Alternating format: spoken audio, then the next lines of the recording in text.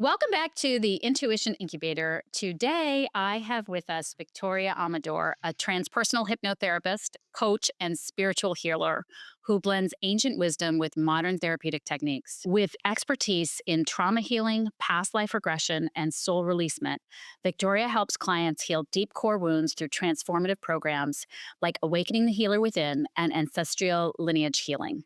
Her integrative approach combines clinical expertise with spiritual insight, creating powerful opportunities for personal growth. Welcome, Thank Victoria. you so much, Abby, for having me. I'm super excited for today. Let's see where we go. I know. Let's see where we go. You never know. We were just saying before this, with the two of us, it could really wind up just about anywhere. So, Victoria, you have, sort of some really unique talents and expertise. I'd love for you to share a little bit about what all that means. Those words I just used in your bio, and how you wound up doing this kind of work. Wow. So let's see how I can summarize this. Let's start from the beginning. So when I was a child, I was able to experience some things that were not very normal, according to me. And I was very afraid to be labeled as crazy. And I also had a Mm. bone infection, a 2.5 that lasted to like for 10 years. So I was struggling with that. An A infection, bone did you say? infection. A bone Yeah. infection. Okay. So I think that Mhm. marked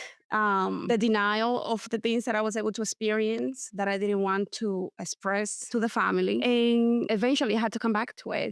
With Saturn return around 29 years old, it was like a major hit.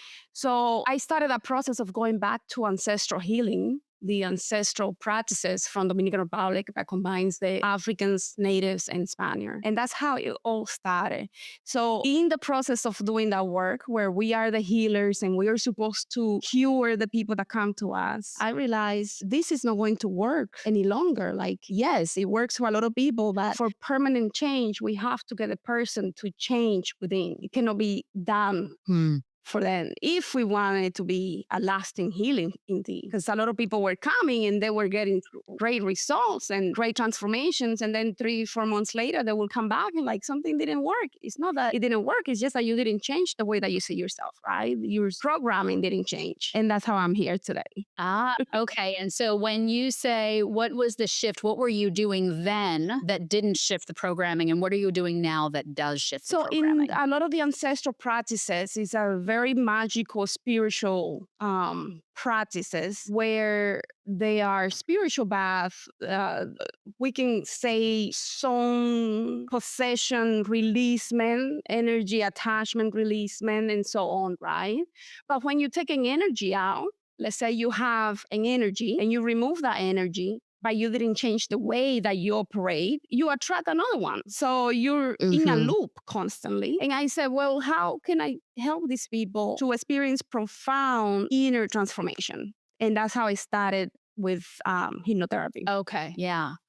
And so talk to us a little bit about how this relates to intuition and being able to follow your intuition, hear your intuition or not, Yeah. and what you find people experiencing, Yeah. and maybe even your own personal experience of. Absolutely. Yeah, I can definitely share a lot of personal experiences as well. I think the biggest thing that I notice with clients is that we all have this inner knowing that we know or we can experience things, but we don't know how to do that consistently, right? And in a way that is without filters, because our filter of consciousness is really heavily depending on what are the fears and doubts that we experience that affects our nervous system, right? And with the way that our body operates, the spleen center is the one that really has the ancient instincts that where the key of intuition is.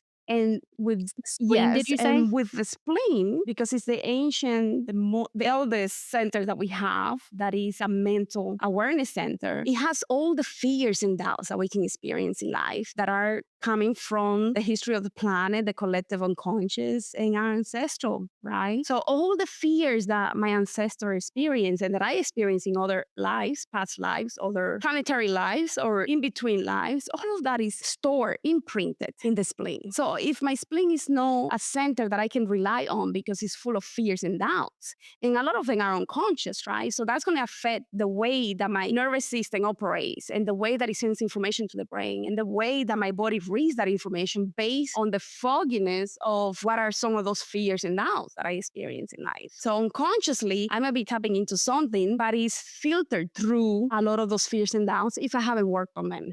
And so you're talking about these things that I know some people listening are like, what? What do you say? Like to that, like that's not, it's like nuts. You know, people are gonna be like, no, your candle broke. That's whatever. You know, what are you talking about? Stuff is stored in my spleen and blah, blah, blah. Like, how do you handle that when people just have no idea what you're talking about and they don't Hmm. believe you? I have come to the point where it doesn't matter. I believe that the people that are able to, because the thing is that we always want to change the other person's perspective and prove that we are right. And over the years, I have come to be okay with it's okay that, and whatever they question helps me to go even deeper into my own programming. What is it there that if I get triggered, what is there that really triggers me about that? And over the years, it's like, it's okay because at one point I didn't want any of these things either. So I can definitely put myself in their shoes. And the more that we learn about how we operate, who we are as spiritual beings with a physical body, it becomes clear and clear. So I don't worry about that stuff anymore like I did before. I went to Cornell University, and sometimes at the beginning, I would be like, oh my God, some of my friends are going to see this post and they're going to think I probably lost it. And some of these Yeah, people, Cornell. I mean, that's an intellectual group of people. yes, it took me many years to be okay with who I am, and accept all that I am. Yeah, so that seems that it is deeply related to intuition. And tell us what given that you are really operating in multiple realms, what do you believe intuition really is? For me, intuition is working through all the things that are clogging my system for me to be able to perceive the reality based on my level of consciousness, which is always changing, right? Our level of consciousness is always changing. And if it is the same that it was last year, we know that we're not progressing and advancing in this spiritual and even physical journey, right? So when I tap into my intuition, it's a deep knowing, something that I know to be truth in this moment. And the thing is that specifically going back to the spleen is that the spleen only gives you the information once. It's in the present. It's not going to repeat it for you because you have doubts. Because, oh, let me get that again because I didn't get it the first time. So you need to really be paying attention to yourself, what is happening within you, not outside of you, not through the eyesight, but inside. And when it's happening, when you're having an interaction with someone, what is it that your body, because you're receiving all the information. It's almost like an antenna capturing, receiving all the information of our environment. And we are being projected back into us. And we are picking up so much information through our nervous system in order for us to know, is this safe for me or not? Is this right? Or are you referring to intuition as, can I figure out what's happening in the future? Or intuition in the sense of thought transference, where we are receiving mental and emotional transference information? It's all. I mean, it was really an open question because I really want all of that discussion here. I feel like there's a huge umbrella for intuition. I mean, when I think about it, I feel like it is the God within, it is the connection to source, it is the inner knowing, it's all of those things. And I think under that umbrella is any number of things. So yeah, I was just curious from your standpoint what you think intuition is, and why Yeah. it's so hard, why it's so elusive sometimes. Well, I think under that umbrella, a lot of people might be referring to many different natural abilities that we have as human beings and spiritual beings, right? Where intuition for me, I see it more on a more physical dimension than on a higher level of what it means to have some of these spiritual gifts, where we start opening up the different astral senses and we start being able to navigate and understand and have telepathy through being open to receiving those wavelengths of information and abilities that some people probably don't even know that are possible, that are on a higher aspect of what maybe we may be referring to as intuition, just for simplicity's sake. Does that make sense? So, It does. It makes a lot of sense to me because I think that sometimes strange things happen, right? For those of us who live, really planted in the 3D world. And I know you and I have talked about this and will continue to talk about this in my work, in with you and like my ability to trust what it is that I'm sensing, and I feel like, you get to different levels where it's like, I know that intuitively I can feel something. If something's going on with someone with me, like I know I can intuitively feel it. I can feel it through the screen. I can ask a client, or where are you feeling anxiety? They say, oh, the chest. That's where I'm feeling it. You know what I mean? mhm, That level of intuition and intuitive knowing I'm comfortable with, right? Like that is now part of my belief system, mhm, right? But then maybe other things would happen and that I'm like, well, that was just a fluke thing. Like the candle blowing up, right? It's like, like so I feel like that's a and some people, would have on either end of that spectrum, much, right. much more, much, much less. Right, right. And so for my definition, because the way that my mind operates, I have to like do this, right? So when you're talking about being able to capture and feel what your clients are feeling and knowing what potentially that may even be related to, right? So seeing a link, direct link. To me, that is similar to what Swami Pachadansi says about telepathy and intuition as we are talking about it, where this telepathy is being able to capture the thought and mental wavelengths of what somebody else is experiencing, right? And because of the way that we classify things, telepathy really is perceiving the suffering and the agony of others, right? Mm. But when we separate that a little more, is knowing what the other person is experiencing, even when it's something positive, because it doesn't have to be just agony, right? So when we are able to have that openness to experience the empathy, the compassion to experience what somebody else is experiencing, even when they don't say anything, they don't have to be in the same room. They can be thousands of miles away, right? And yes, that is part of the intuition. But if our body, the way that we are designed, has so many filters, I may be misinterpreting what a person is experiencing because of my filter of consciousness based on the fears and the shadow work that I haven't done, right? Yes. So it's a Yeah. little different than being able to capture something through perhaps even clairvoyance, right? Than just going through the other person and connecting with the other, because essentially what you're doing is you're connecting to their nervous system to receive that information. Right. Which we have science, has proven that it can, like beyond ancient wisdom, science now has language for that, mirror neurons and the energetic Exactly. field of us, like we've proven that. So even for people who are like, wow, this is pretty woo woo, like, no, that this is actually, you can also find this grounded in science. Oh, But absolutely. the you've mentioned filters and you've mentioned, which I think is really important to discuss because I think, one of the things that you and I have in common around the way that we work with people, and I know this because I work with you, is a love-hate kind of relationship where, like it's this very safe container, but, my clients will often say, I love hate you, it's a safe container, but there's sort of really an insistence on, but we're going to move through this. I'm going to put this in front of you, this thing that I see, that I'm noticing. And I want you to look at it too, because this isn't just about, it's not talk therapy, right? It's not like that was hard and blah, blah, blah, blah. It's really being able to see your whole self, see your filters, Mm-hmm. not go into a shame cycle about it, but see yourself honestly. Right.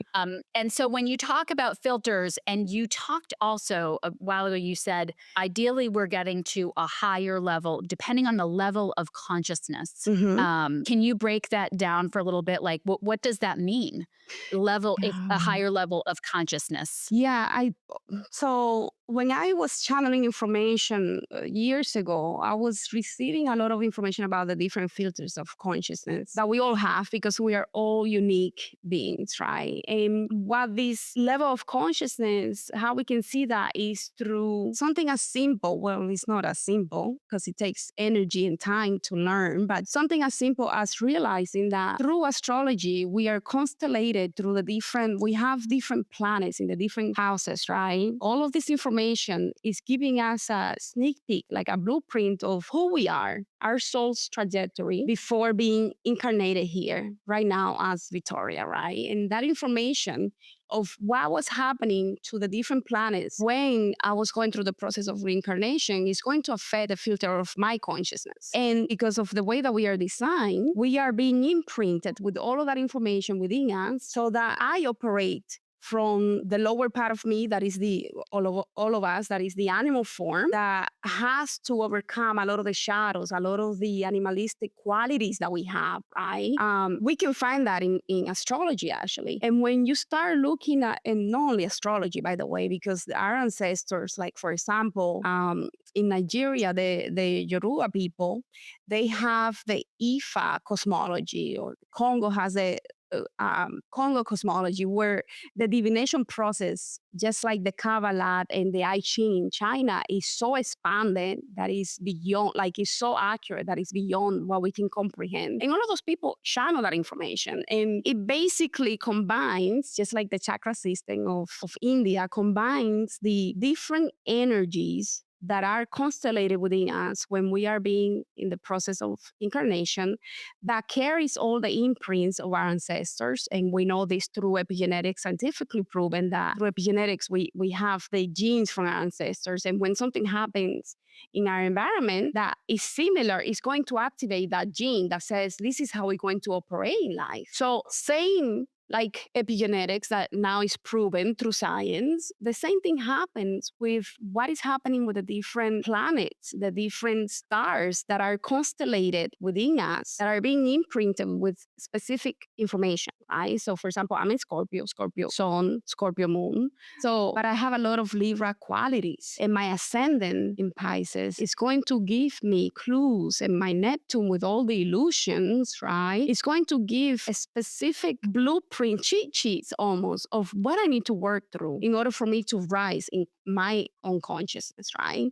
And until I work on that, I'm going to be seeing life through a specific filter of consciousness, through a specific lens of how I see reality. Like maybe Meaning how you see yourself and other people. and the whole planet, this experience of life. So, and the lenses, the more, and I think you will know, in some of the spiritual practices that I practice, we do spiritual ceremonies, and some of those ceremonies where we're going into trance to work with different disembodied energies and forces of nature that allow us to help someone, to heal someone, to be able to guide someone, to hold space for someone. Well, can I do that and do so to properly hold someone, hold the space for someone, unless I have done enough work for myself so that I don't interrupt in their healing process, so that I can know when to step back and to let it be, so that I know when enough is enough, or where to guide someone. So one of the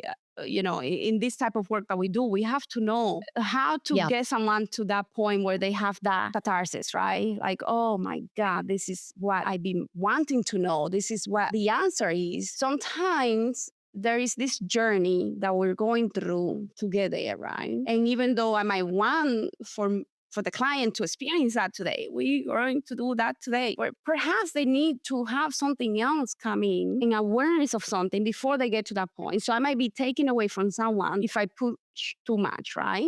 But I wouldn't have been able to do that years ago if I didn't do my own healing, because my filter of consciousness was impatient. Let's get it done right now.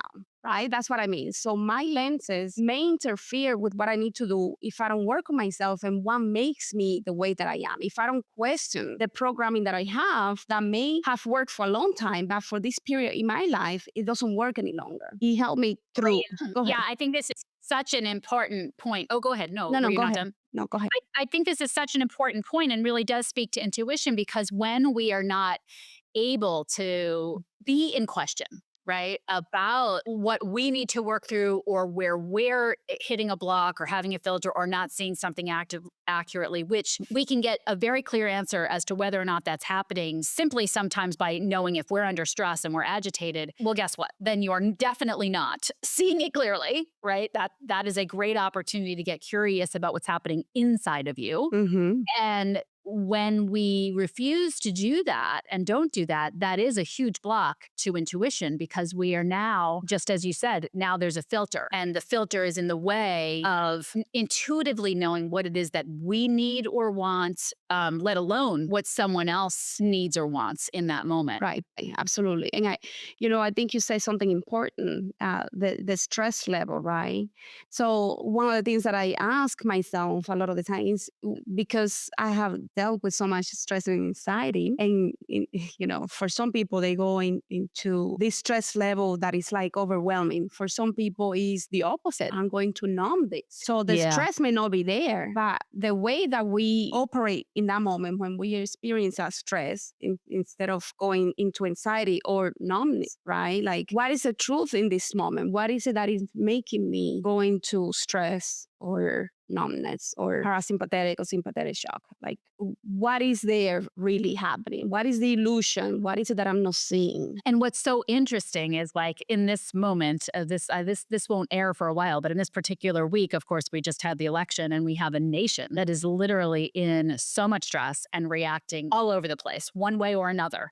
Right. And it's fascinating to watch the inability to just take in information, Yeah. whether it's empathizing with one party or, understanding another party or whatever. It's just abject rage or abject celebration. And, whatever it is, it's divisive. It And is. there's no real, I really don't see anyone get, other than my clients, getting curious about, wow, let me look at my reaction right now, whatever that reaction is. Yeah. Let me think about what's happening right now inside of me. And that when you can do that, right, it lowers the stress level because you're now not believing everything your mind is telling you. Yeah, that's a huge one, Abby, because with that division that you mentioned, right? And when it pulls us in so many ways, and like you said, the mind is recapturing all of this. The antenna is like, oh my God, what's happening? And it's pulling us apart. And there's this division, this dissociation of really what is happening out there. But the question is, like you said, what is the division within me? What makes What's me feel divided? Yeah. And why should people care about that? Why Why should should people care? Yeah. about being divided? About what's happening inside. Well, that's what we're here for, right? A lot of people talk about, and I understand that we do also have to worry about the collective unconscious. And, I think this is very hot now with a lot of the courses on Carl Jung. And, you see that everywhere on Facebook and TikTok, whatever. And at the end of the day, I always bring it back to me or to my clients. Because until I heal myself, I cannot be of service to others. What good am I if all that I am doing is projecting my own fears and insecurities and whatever issues I have into the collective consciousness, right? Unconsciousness. So when I heal the whole planet. I heal my family. I heal my friends. I heal my community. I truly do heal the whole planet because my fears are not being projected onto the unconscious and are not amplifying that energy, whatever archetype that is of fear or the trickster energy or demons or whatever it is, right? Like it's no longer going to go there. It's not going to be in a battery for that energy so that I can focus on showing up authentically, being me, being happy so that others around me can experience that as well. And I then heal everybody with me and I heal my ancestors and my descendants. So to me, it's just like I need to focus on me because that's what I can really work on. I cannot focus on what's happening out there. Yeah. So give me an example of like a client that you've had and sort of a transformation that they've gone through, maybe what they were facing when they came in and what happened when they were done. Yeah. Well, I tend to see a lot of my energy calls in a lot of people that are experiencing long-term depression. And a lot of the times they don't even know that they that they are because it's hidden from their consciousness. So maybe they come in because they want to find a partner and they saying, I'm 30 something or 40 something. I don't have a partner yet. And when we start this process, they realize that they've been looking for themselves. They haven't been looking for anybody else, really. They were looking for themselves. Yeah. Mhm. So, of course, if I said that at the beginning, they're probably going to slap me and run away. So Right, okay. I have to be careful what I said. But when they start this process, a lot of the time they go through a wound regression and rebirthing experience. And we might be doing breath work and some other things. And, the hypnotherapy that I do is not traditional hypnotherapy. It's transpersonal with a lot of different aspects from different modalities, including the ancestral shamanic work that I do. And it really is such a beautiful experience because when the person comes in thinking that they're missing someone to be complete, and they go through so many experiences where they're doing soul retrieval and they are picking up those pieces. There's nothing more amazing than that, to be honest. It really is a process of awakening, like real awakening. Nothing's better than that to me. And isn't that really what it's all about, right? It's like bringing people home, like Yeah. finding yourself. And to me, like that's where intuition is, right? We spend so much time escaping ourselves. I wrote a blog few weeks ago, like what are you so afraid of? What are we all so afraid of? A bunch of emotions inside ourselves that it's like, oh, I can't feel this way. I can't be selfish. I can't feel shame. I can't screw up. I can't whatever. And running, and looking for something to like fill that feeling, and then bringing someone full circle where they're like, oh, I just needed to hold myself. Yeah.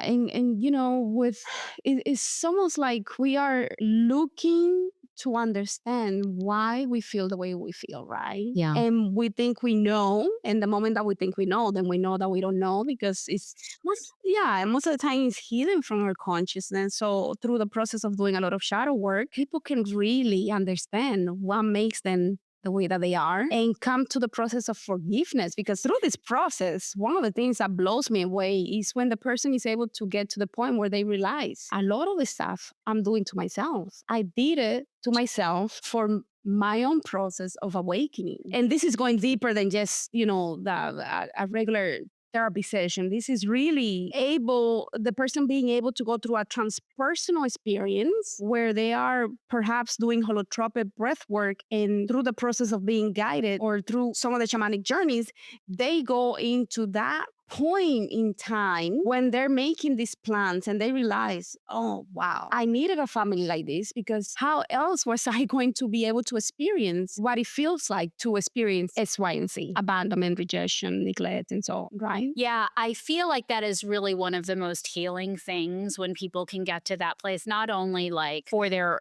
own self, for their own family, but even I think there's so many parents that suffer from guilt over whatever their child is going through or whatever mistake they think they made in their child's upbringing and all of this stuff. And being able to like draw this out to a much larger picture, like that soul found your womb. Mm-hmm. It needed to have this experience. Yeah. And if you had not been a hot mess or whatever you think you are, that child, that soul would have gone somewhere else. Yeah, that's very true.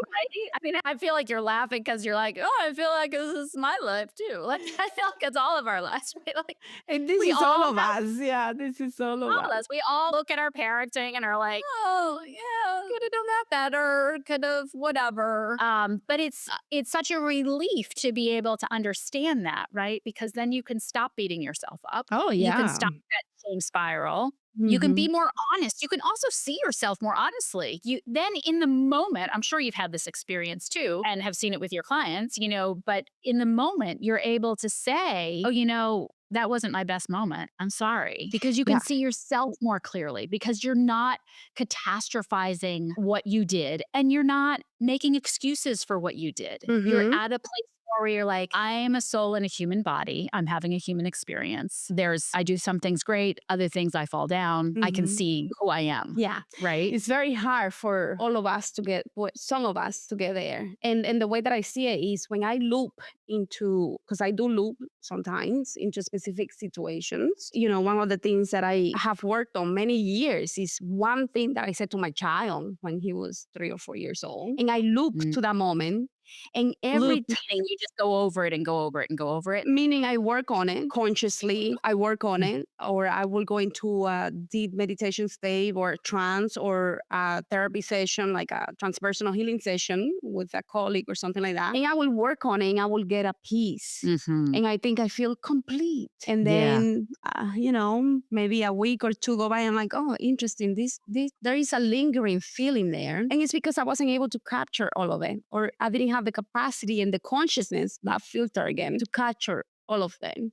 So when I Yeah. loop into a specific experience, a lot of people get really frustrated. Oh my God, I'm still, and to me, it's a gift. It's like, oh my God, there is something else there. And Yeah. the way that I operate, I have to know what it is. So I keep going up. So Right. Some of us just seem to love torture. yes, that would be me. Yeah, and me. And I mean, that happened with me the other day with you, right? It was like we found something and I was like, well, fuck, I already did this in my TED talk. That was that whole unworthiness. Here's another layer of the unworthiness, the onion. Here we are again. I did this to myself. Yeah. That was such a profound awareness. Mhm. And then we found another thing. It's like, oh, and I did that to myself. I've been blaming other people. I've been a victim to this. And actually, I did it to myself. Yeah. But, and that is what, I think for you you are a what is your professional? I'm a former psychotherapist and I'm Psychotherapist. a heart math trainer and positive intelligence coach and studied neuroscience and ancient wisdom practices. And Right. it's So just- you know that this is the beaten triangle. So it is getting out of the beaten triangle. So when we are learning, they didn't do it to me. This is me. It's always been me. It's like we can no always me. longer stay in the beaten triangle. So it's probably one of the biggest work that we do. And getting out of the beaten triangle it's probably one of the hardest work that we can do in this life, right? Because it's so easy to blame others. Right, That right. means I don't take responsibility. I don't have to take responsibility because it's my mother, it's my uncle, it's whoever, right? It's the world, it's this, it's that, right, right. It's easy to be the victim, and the triangle is seeing that sometimes you're the perpetrator, yes. right? And we all play these different roles. Yeah. Yeah. And it's funny, you and I are kind of junkies for this information and the self-evolutionary process, right? And not every soul is meant to do that. Not everybody's here to do that. I'm sure you share the experience. Like, I'm not for everybody, Yeah. there's not, it's a certain kind of person that comes to work with me. Absolutely. And many, don't really want anything to do with me, right? And that's okay. Absolutely. Yeah. What? And I think, Go ahead.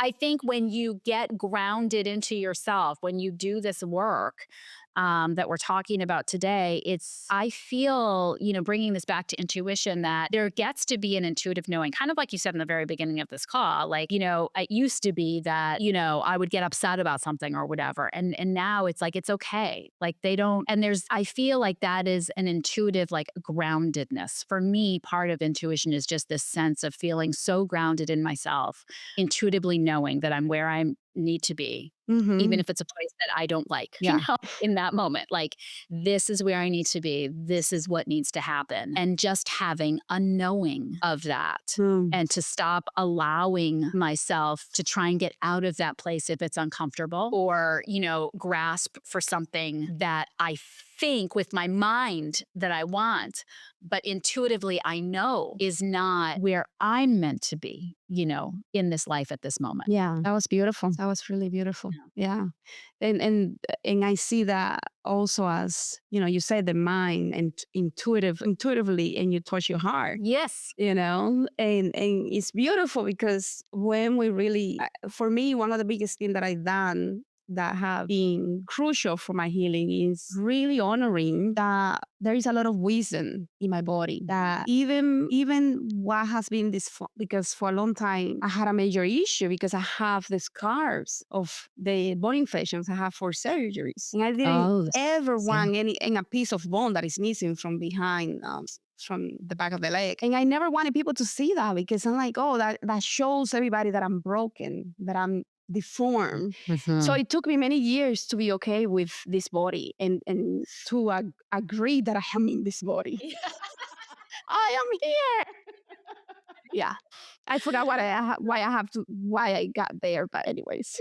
Yeah, yeah. I mean, I don't know how we got there either. But Oh, you were talking about the mind and then you touch your heart. yeah, yeah, and that's sort of knowing, right, and trusting that. And I think what happens is that we're so disconnected from it that we're running around taking everybody else's temperature. What do you think? What do you think? What do you think? I mean, I remember even just using to date guys. Do you think he's cute? Do you think he's cute? Who the hell cares if you think he's cute? I'm the one that's with him. Like, why am I asking this question? And it's really it's such a abandonment of self. Yeah, it really is. It's the ultimate betrayal to not know that we are really in this body and this dissociation. And that goes back to what you mentioned before with, the elections and everything and the stress and being pulled and really being at this stream that makes us feel like we are not in this experience, right? So when we learn to trust, I think for me, that would be a key word with intuition. Can I trust the decisions that I'm making, the way that I feel, right? Or am I going through these waves constantly that make me question everything? And that's going to depend a lot on everybody has a different way that their body works, So what is the way that your body captures, receives, and processes information is going to be different than somebody else. Well, and what you're saying too is that there's history in your body, like there's ancestral stuff. Sometimes you're feeling something and you're trying with your mind to figure out what is this, what is this, what is this? And it has nothing to do with you or anything that happened even in the course of your lifetime. Right. It is someone else's, a part of your ancestry that's living in you. And I think, a way to really help the audience understand that, because it sounds so woo woo, but, I've heard it explained, like, for example, you never knew your great, great, great, great, great, great, great, great, great, great, great, great, great, grandmother ever, but maybe you're wearing her nose. So your body remembers, right? If your body can grow a nose of an ancestor from, 50 generations back, why do you think that the emotions and the trauma and the experiences of that person can't live in your cells as well? Yeah. Yeah. And in some of the ancestral practices that I belong to, we use the last 4 generations as the major breakthrough point of really anchoring ourselves in this experience up to like 10 generations, right? That's a lot of people. That may be a lot of genes that are stored, right? Waiting or, and with every trauma, there is also a gift. So when we work through those trauma, there is a gift there that may be really important for your life path. So it's not just trauma, but the last 4 generations tend to be really crucial for our healing process, depending on the traumas, the things that we experience in childhood. That might give us the clue of what may be pending from the ancestors before, the generational trauma that we have to work through to release, so that the wisdom and the gift, the strengths of those ancestors can come through. And is that just the direct links up, or is it also like the aunts, the uncles? Normally it's the parents, right? The grandparents, great-grandparents, and so on. But if an uncle passed away and he wasn't happy with his transition, he got stuck, and you have some type of affinity to this uncle, or there was something that was clashing with his uncle, he might just come to mess with you, or he may come because he needs your help, but you don't know that he's there. So he's just lingering, and eventually, if there is a resonance with the emotions, it's going to open up your energy field so that his energy field comes in contact with you. And then what? Now you're carrying an uncle around. And the uncle might be from whoever knows how many generations back, or from this generation. That may be affecting your energy field. And because it affects your energy field, is going to affect your nervous system. It's going to affect, right, the back of the neck chakra and all that information that is sent to the brain, to the cerebrum, and everything else that happens there. So now my hormones are going to respond in a way that has information that is not only mine, but whoever is attached to me. So what is a way that people can begin to know if that's something that's happening for them? Like if that's what is the thing that is, a thing that's in their way. Like what's a An sign? attachment, you mean? Yeah, like that they're carrying around something that isn't theirs. I think very simple way to detect an attachment is in this life, because if it's something that is being carried from many lifetimes ago, it's going to be so hidden from your consciousness that you're not going to be able to. But if it's something Right. from this life, let's say you're 10 years old and Uncle Dave transitions, and Uncle Dave had a lot of rage. He used to experience a lot of rage. And now at 10 years old, you have anger because of neglect or, whatever traumas or experiences, or, maybe you're being bullied in school or something. And now this anger becomes huge, and you can Mm. pinpoint a timeline.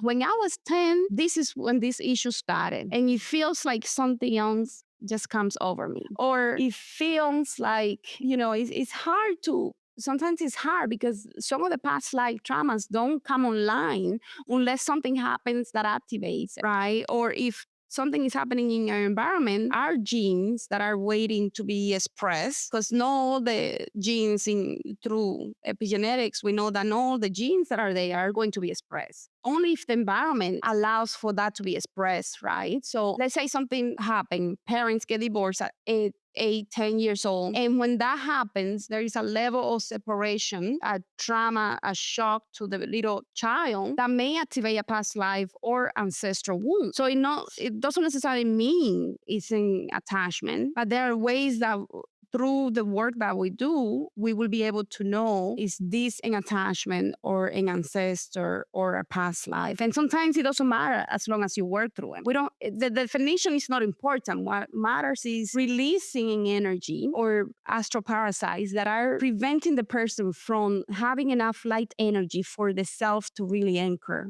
into the body. Mm. So the definition of what it is that an attachment is it doesn't matter at the end of the day. Yeah. Right. Well, tell us what do you want to leave the audience with? Like, what do you really want people to know the most? And I'm going to put all of your information in the show notes. I know you have a lot of really great programs, dream programs and awakening programs, and you work with a lot of healers as well. And I think, one of the really brilliant things that you do so well is, we didn't even really talk about spiritual numbing, which I think is really a big issue in the, quote, higher consciousness community. Mhm. And I think you bring just an incredible groundedness to this work that it's really, really great for someone who is a healer to evolve their practice and do and work with you. So I will share on the show notes page your offerings and how to work with you. But if you want to mention that, you can, and anything you just want the audience to know, like what you want the average Joe to know. I think my biggest thing for anyone, including some of my family members, like my cousins and people that I know in my circle, is that when people have, especially if they are dealing with depression, or I work with a lot of people that are struggling with depression, and it's very hard to know, is this depression or I'm just going through a down cycle? And when we have depression, we don't know that we have depression a lot of the time. I didn't know that I had depression for a long time. But, after going through so many surgeries, you can only imagine so much medicine and all of those surgeries that create dissociation from the body. So I didn't know that I had depression. And I always tell people, when you feel good, that's when you really need to contemplate on what is it that makes you go down so that you can get the help. Because once you go down and you start feeling poor me, little me, you're not going to get the help. When you feel like, oh, wow, I can breathe again, and you have that lightness in you, that's when you really, yeah.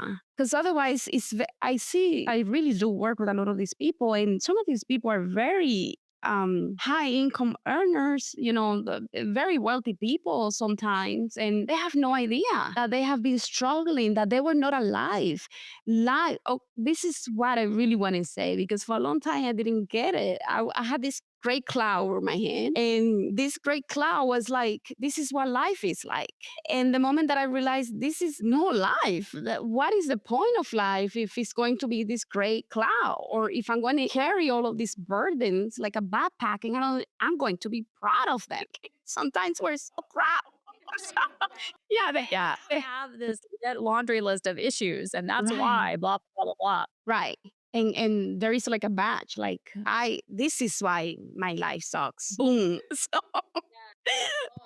But just right. But when was the last time that you actually went outside and just felt the air touching your skin? And that felt like magical, because it is magical, right? Like yeah. the last time that you Mhm. just sat there and you had no worries about, oh my God, I did this and I cannot believe I did that. Or, oh my God, I have to do this because, so and so is waiting for this email. Can you just be? If you cannot just be for 5 minutes, we know we have a problem. Emergency services. And get some help. I think that's it. That's all I have to say. I love it. I love it. Well, thank you so much for being here. It's been great as always, and I appreciate you. Thank you so much, Abby. It was a pleasure to be here with you. Thank you.